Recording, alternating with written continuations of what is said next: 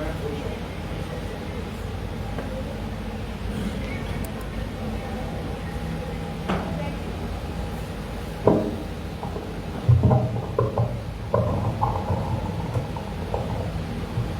उपस्थित सभी प्रियजनों का, सम्मानीय शुक्ला जी, डॉक्टर भुवन बंसल जी, सभी लोगों का मैं हार्दिक स्वागत करता हूँ। मैं इस संस्था से जुड़ा श्री रविंद्र जायसवाल जी की वजह से और अपने प्रिय मित्र डॉक्टर कपिल बंसल जी की वजह से आज इस मंच पे खड़े होके एक बात जरूर समझ में आई है कि किसी भी समाज की कुरीति को अगर आप कुरीति की तरह देखेंगे तो उसमें आपको बहुत सारी बुराइयां नजर आएंगी, लेकिन वहीं अगर आप इस तरीके से समाज को देखेंगे कि जो भी इंसान है, जो भी व्यक्ति है, अगर उसमें कोई बुराई है, वो बुराई उस इंसान की खुद की बनाई हुई नहीं है, तो उस व्यक्ति से प्रेम करना, उस व्यक्ति को गले लगाना, हृदय के पास रखना, उनकी मदद करना, उनका उत्साह बढ़ाना, मनोबल उनका बढ़ाना, ये हम सभी समाज के व्यक्तियों का कर्तव्य है एवं दायित्व है। अगर मैंने वंदना जी की बात सुनी, मेरे मित्र डॉक्टर कपिल बंसल जी कुछ कह भी रहे थे बीच में, और उनकी बातों का जो सार था वो यही है कि हम अगर चाहें तो बहुत कुछ समाज को बदल सकते हैं।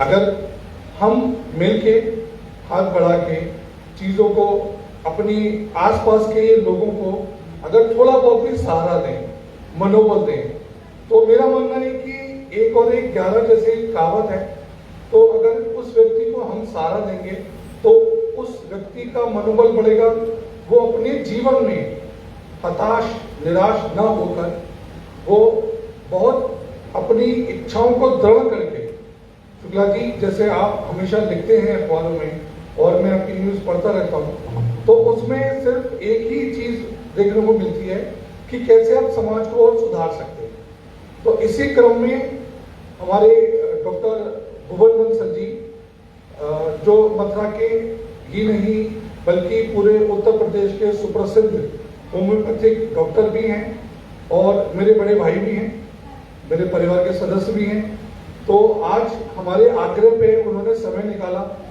और अपनी क्लिनिक को छोड़कर वो इस मंच पे आने को तैयार हुए, सिर्फ इसी वजह से कि नहीं, एक अच्छा काम है, एक नेक काम है, समाज के लिए मैं भी कुछ योगदान करना चाहूंगा। तो इसी के साथ मैं भुवन बंसल जी को निवेदन करता हूं कि वो आए और प्लीज 2 शब्द जरूर करें।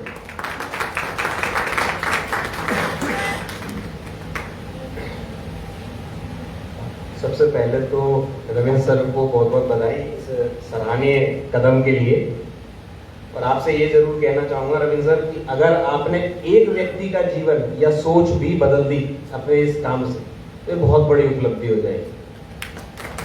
बाकी दर्द आप लोगों का है तो तकलीफ इसकी आप ही समझ सकते हो, मैं यहाँ खड़े होकर सिर्फ प्रवचन दे सकता हूँ, उससे ज्यादा कुछ नहीं। पर जैसा अभी वंदना मैडम ने कहा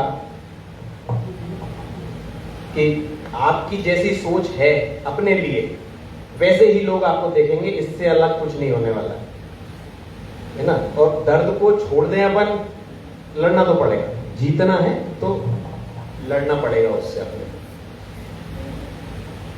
बहुत सारे मिथ्स, मुझे 23 साल हो गए आज, मैं रविंद्र सर आप लोग तो उसमें रहकर लड़ रहे हो, मैं विटलिगो के पेशेंट्स के साथ, सॉरी पेशेंट नहीं बोलूंगा, विटलिगो के वाले लोगों के साथ मिलकर इस लड़ाई को लड़ रहा हूं पिछले 23 सालों से।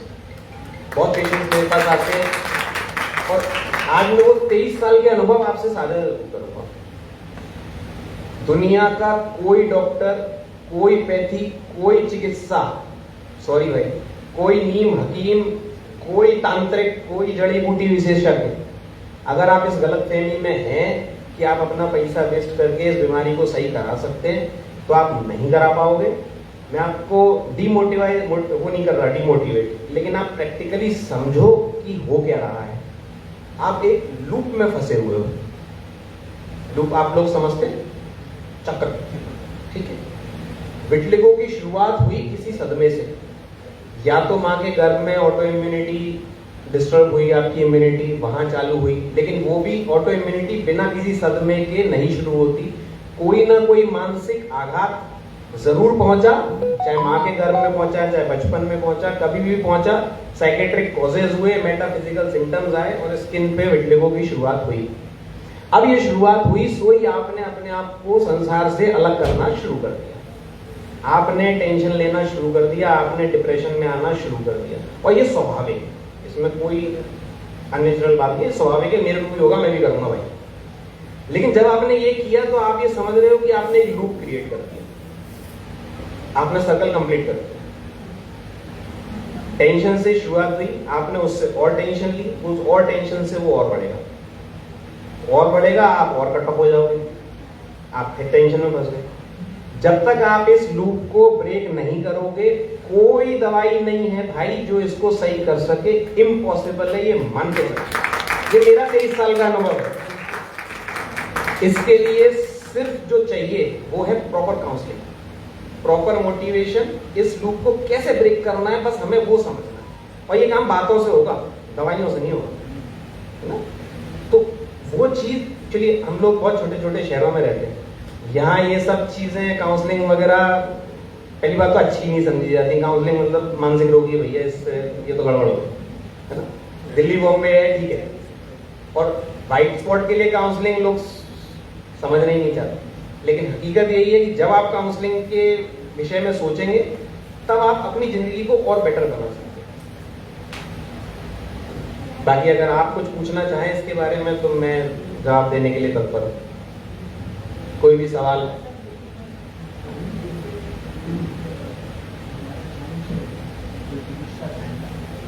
वो तो कह रहा है कि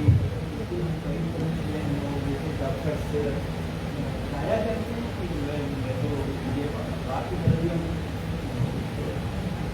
तो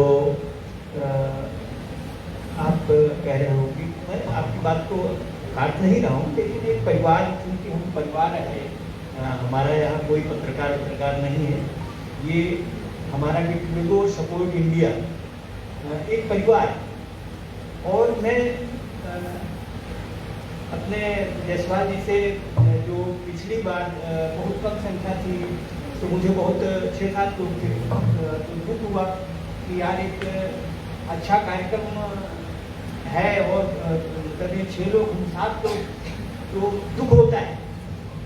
दरअसल हम आज जो है वर्ल्ड विटलिगो डे मना रहे हैं, ये अच्छी चीज है। हम प्रतिदिन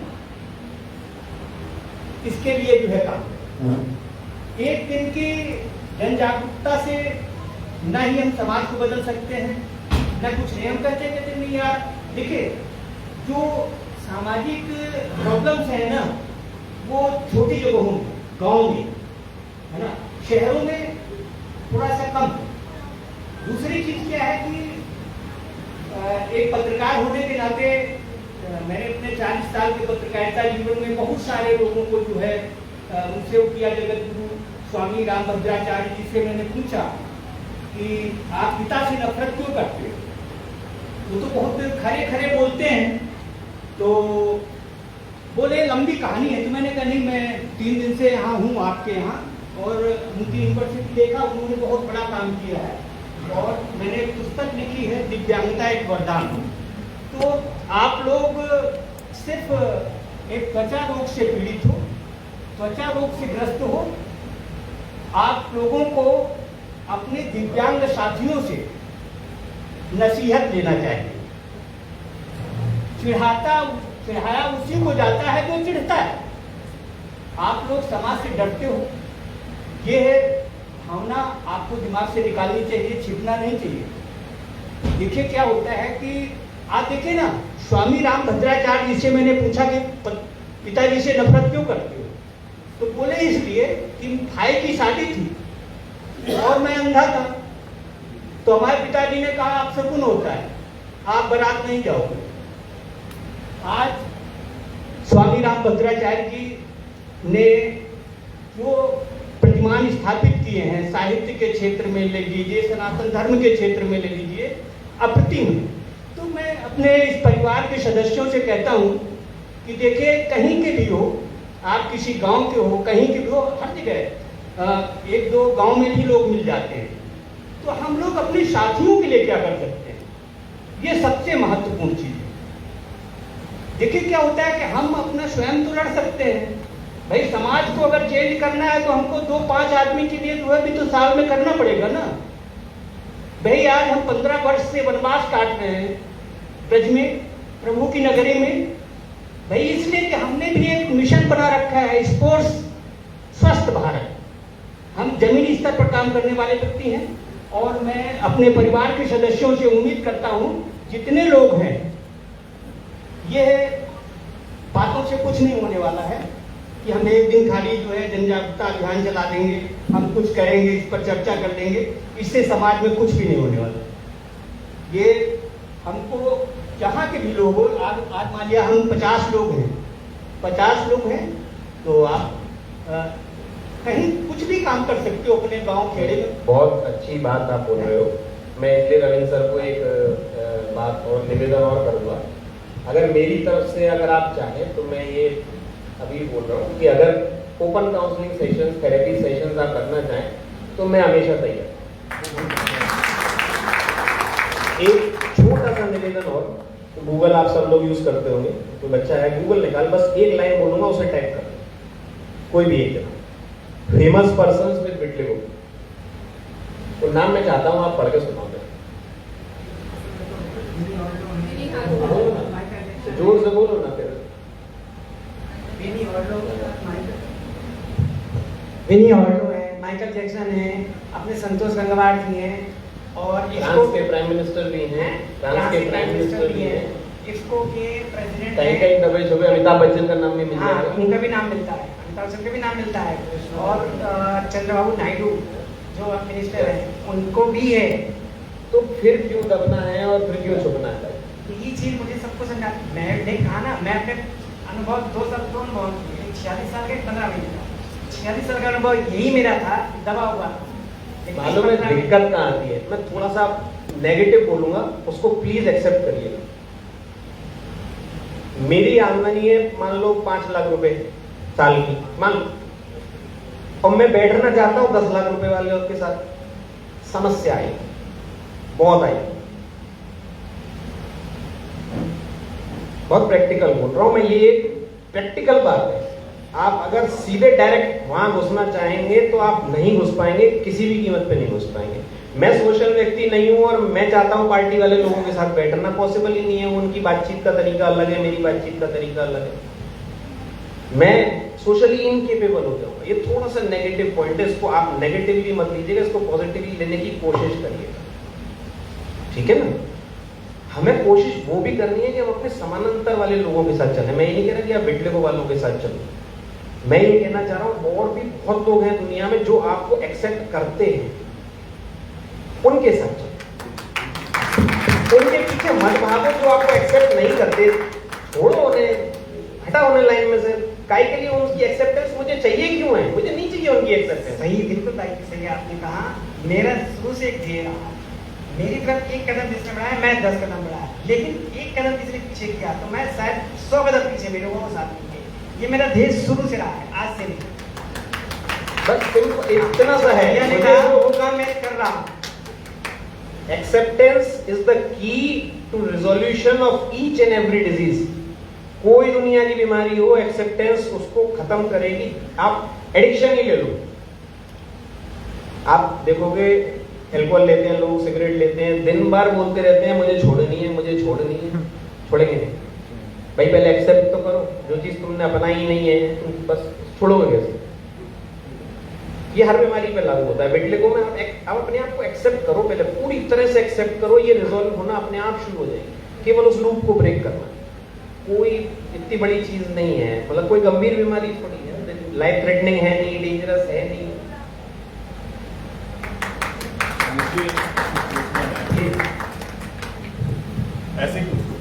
आवाज पहुंच जाएगी। डॉक्टर साहब बस मुझे ये बताइए कि थोड़ा सा मिसअंडरस्टैंडिंग है इसको लेकर। पहली बात तो मेरी नज़र में ये बीमारी नहीं है। दूसरा ये कि ये कहा जाता है कि खाने पीने का कोई कॉम्बिनेशन बिगड़ा जिसकी वजह से क्रिएट हुई, इसमें कितनी सच्चाई है?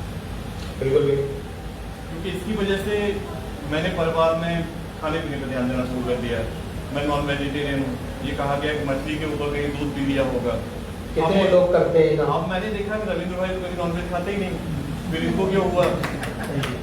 तो क्या इसमें कोई सच्चाई नहीं? आजकल की जनरेशन क्या क्या खाती है आप देख रहे हैं? हाँ, मैं वही उनमें से तो किसी को नहीं। अच्छा, दूसरा आप होम्योपैथी में डील करते हैं। जी, होम्योपैथी, एलोपैथी, किसी भी डॉक्टर के पास पहुंच जाइए, कोई डॉक्टर ये क्यों नहीं कहता कि ये क्योर नहीं हो, जो आपने अभी फ्रैंकली कहा। धंधा थोड़ी खत्म करना। कहते नहीं क्योर हो जाएगी, आप ट्रीटमेंट शुरू करिए। आप जब तक उस लूप को ब्रेक नहीं करेंगे, ये किसी दवाई से सही नहीं होगी। आप जब उस लूप को ब्रेक कर, देखो इसका एक फोकस टारगेटेड थेरेपी होती है। ट्रीटमेंट मैं भी देता हूँ, not as a business schedule, मैं हर तरह से देता हूँ, लेकिन मेरी नियम, आपको उस काउंसलिंग लेनी पड़ेगी, आपको लूप को ब्रेक करना पड़ेगा, आपको अपने डाइट से लेके रेगुलर लाइफस्टाइल तक, अपनी सोच तक सब चेंज करना पड़ेगा। If you are going to follow that, then something can happen. बिना उसके नहीं हो सकता। आपकी बात खाने पीने से इस पे कोई फर्क नहीं पड़ने वाला। आप कुछ भी खाओ, विटलिगो से कोई लेना देना नहीं। जो छोटे छोटे कारण हैं वो अगर आप चाहो तो मैं मेडिकली थोड़ा सा सरल भाषा में आपको समझा सकता हूँ। विटलिगो हुआ, जो मिलेनिन नाम का पिगमेंट है बॉडी में, उसको बनाने वाले जो सेल्स हैं मेलेनोसाइट्स, ठीक है, उनका डिस्ट्रक्शन शुरू हो गया। अब उनके डिस्ट्रक्शन को कायदे से ऑटो इम्यून डिसऑर्डर कहा जाता है, जैसे कि गठिया, सोराइसिस, ठीक है, ये ऑटो इम्यून डिसऑर्डर्स की रेंज है। ठीक, अब वो मेलेनोसाइट डिस्ट्रक्ट होना शुरू हो गए, मेलेनिन बनना बंद हो गया।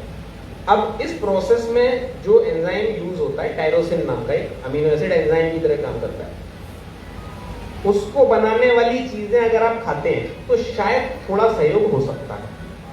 ठीक, उसको डैमेज करने वाली, मेलेनोसाइट्स को डैमेज करने वाली चीजें आप कम खाते हैं तो थोड़ा सहयोग हो सकता है, पर इसके ऊपर कोई भी साइंटिफिक रिसर्च अभी तक प्रैक्टिकली अवेलेबल नहीं है।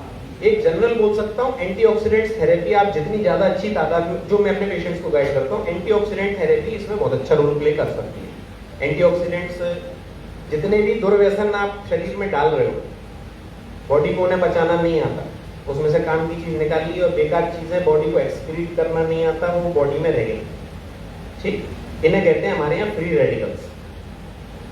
फ्री रेडिकल्स ये इस तरह की बीमारियां पैदा करते हैं, क्योंकि ये किसी भी चीज में घुस जाते हैं, है ना। बिन मिलाए मेहमान है, कहीं भी घुस जाएंगे किसी भी रिएक्शन में। A+B हो रहा है, वो D बना देंगे। ठीक, अब इन फ्री रेडिकल को अगर डैमेज करना है तो उसके लिए आते हैं एंटीऑक्सीडेंट्स। एंटीऑक्सीडेंट जैसे विटामिन E बहुत अच्छा एंटीऑक्सीडेंट है, ठीक है। कॉपर बहुत अच्छा एंटीऑक्सीडेंट है। आपके अनार बहुत अच्छा एंटीऑक्सीडेंट है। तो ये एंटीऑक्सीडेंट्स अगर आप अच्छी मात्रा में लेते हो तो थोड़ा रिलीफ इनसे मिल सकता है। ट्रीटमेंट में अभी तक साइंटिफिकली सिर्फ फोटोथेरेपी मौजूद है, इसके अलावा कोई थेरेपी नहीं है। बाकी तो टैटू बनवा लो, कलर करा लो, कैमोफ्लेज करा लो, ये सब, ठीक है। फोटोथेरेपी, अल्ट्रावायलेट लाइट्स लिमिटेड हिसाब से दी जाती हैं तो ट्रीटमेंट होता है। एक चीज ध्यान रखना, जितना ज्यादा आप, अगर आप सोचते हैं कि अल्ट्रावायलेट रेंज में सन से ले लो, धूप से ले लो, वो बहुत हार्मफुल है, वो आपके लिए और दिक्कत का विषय बन जाएगी। तो वो एक्सपेरिमेंट्स नहीं करना कि धूप में सिकाई कर रहे हो, वो और डैमेज क्रिएट कर रहे हो। ठीक, और बताओ, और क्या खाने पीने में आप पूछना चाह रहे हो? किसी पर्टिकुलर चीज के बारे में मैं बता सकता हूँ। बहुत ज्यादा फर्क ये दूध से, मछली से या सफेद चीजों से, सब इलिटरेसी वाली।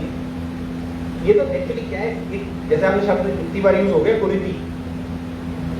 सालों से कोई चीज चली आ रही है जनरेशन से। अब उस समय मेडिकल साइंस था नहीं, सफेद दागे सब सफेद चीज, मतलब वो अपने दादा के दादा के दादा के दादा के टाइम पे वो बन गई बात, चल वो अभी तक रही। अच्छा, फोटोथेरेपी सेक्टर कोई आगरा या मथुरा के है कोई ठीक आपकी नॉलेज में है? प्रलोभन में जा रहे हो तो वो तो आदमी में हमेशा रहता है। देखो, डिमोटिवेट नहीं होना है, लेकिन नाउम्मीदी और गलत उम्मीद में बहुत अंतर होता है। उम्मीद दुनिया कायम है उम्मीद पे। आप खूब अच्छे से उम्मीद करते रहो, खूब अच्छी चीज है, पॉजिटिव माइंडसेट रहता है, रोज सुबह अच्छी उम्मीद कर रहे हो, है ना। लेकिन उस बहकावे में आप इन भावना में भी जाते जा रहे हो, ये ध्यान रखो। फोटोथेरेपी सिंगल स्पॉट है, 2 स्पॉट है, इट इज ओके। बहुत मेजर रूप में है, ठीक है, वही लिमिटेड रूल है उसका। एक्चुअली जहां हेयर फॉलिकल्स होंगे उन्हीं स्पॉट्स पे फोटोथेरेपी हो सकती है, और उसका कोई अलग स्पॉट्स पे यूज नहीं होता, क्योंकि जो मेलानोसाइट्स डीप हेयर फॉलिकल्स में सूटेड हैं उनको थोड़ा सा ऊपर ले आते हैं, वो फोटोथेरेपी से एक्टिवेट कर देते हैं, तो वो करना जाता है। लिमिटेड रोल है पर लिमिटेड है। आपको ब्रेक लूप करना पड़ेगा भाई। आप उस लूप को ब्रेक करोगे तो कुछ हो सकता है, बहुत कुछ हो सकता है। मैं ट्रीटमेंट देता हूँ, मेरे पास यहाँ पे अपना ऐड करने लग जाऊँ यहाँ पे, ये सेंस नहीं है ना। आप जिस चीज के लिए आप तैयारी नहीं होना चाह रहे वहां घुसो, गलत दिशा में मत जाओ। और बताइए कुछ असर हुआ हो मेरी बातों का तो?